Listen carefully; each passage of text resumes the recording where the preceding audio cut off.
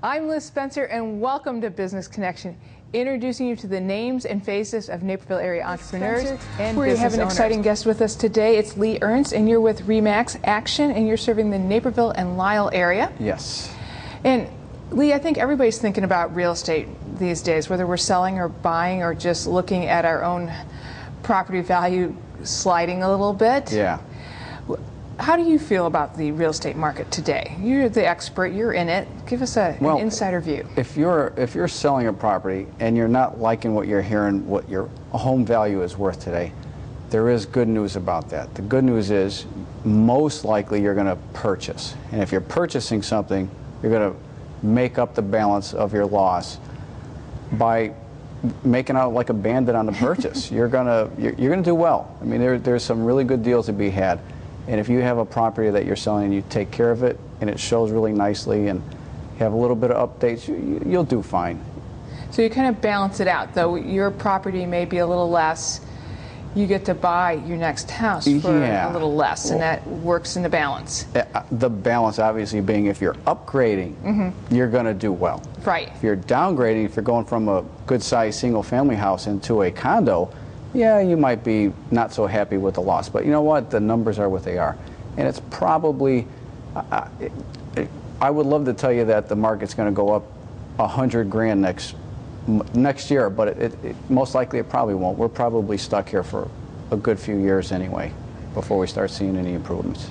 And when you're thinking, everybody says it's a buyer's market right now. Yes, it is. It is, and that is lovely. But if you're a seller, for multiple reasons, it's tough to think, gee, I'm going to take advantage of that buying if I got to sell my house too. What advice do you offer there? I think many people don't sell because they're fearful of actually getting it to move. Well, I got to tell you that there have been plenty of homes in the last year that I've sold that sold within 30 days. Okay. My listings, matter of fact, I had one the first weekend we put out there, it sold. Wow, so right here in moving. Naperville, right on Ridgeland.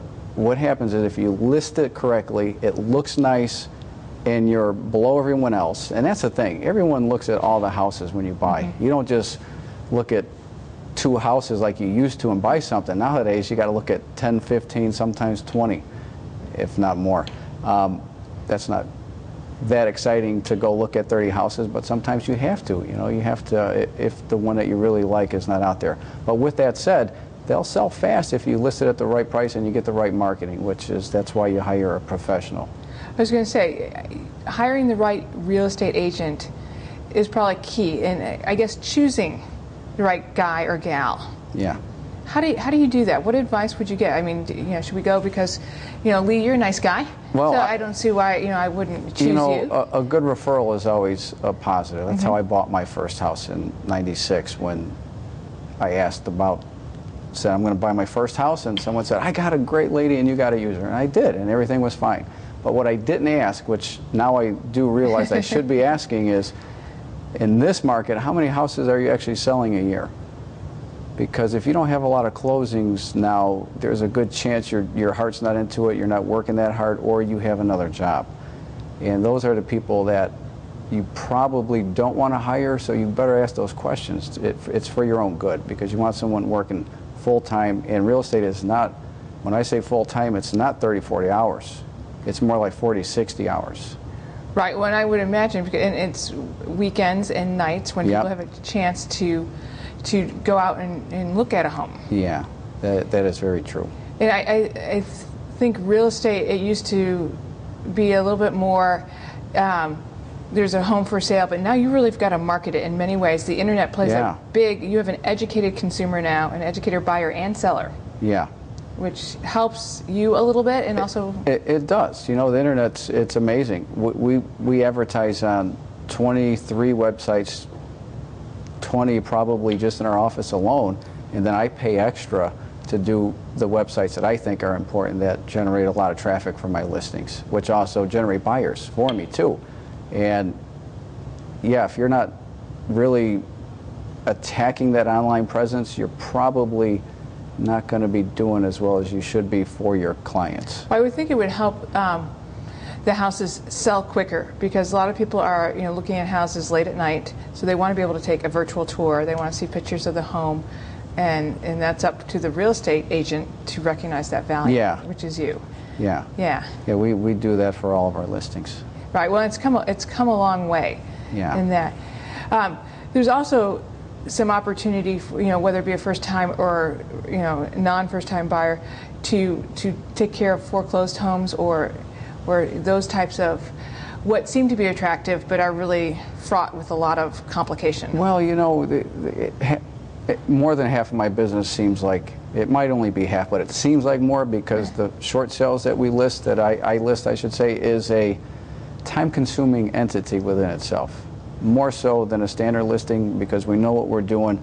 A short sale, it's very time-consuming because we're relying on the bank agreeing with us, and it's 10 times the amount of paperwork, and sometimes they even fall through even with a good purchase.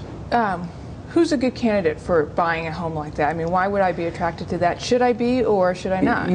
If you have time, if you can wait 3 months for a answer from a bank to work out a deal, you're okay. But just be prepared. You're not going to make an offer and they're going to tell you yes or no the next day.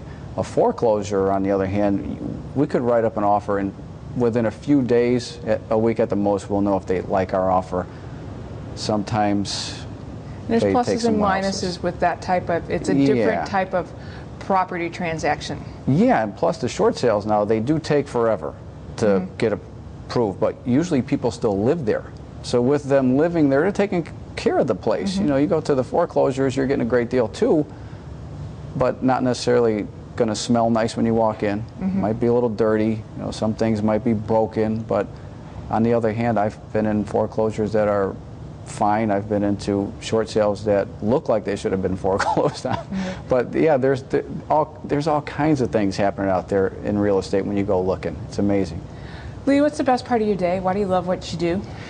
The best part of the day is when you get to hand the keys over to the people. Like, for instance, I had a closing Monday, and that gentleman, at the end of the day, he was just so happy and saying, you guys did a great job. The lender was great, the attorney was great, I was great. It makes you feel good. My last career I did before this, I just worked and there was no accolades. You just, you're going through a routine. This, every day is different. It's kind of exciting. It's probably more my personality. That's why I like it so much. Well, I can tell you like it, and you're helping everybody get, move, whether they want to buy or sell a home. There you are, helping them out. So, Lee, thanks so much for stopping by. It was so nice to meet you. Okay, thank you. And we're going to be right back with more Business Connection. Stay tuned.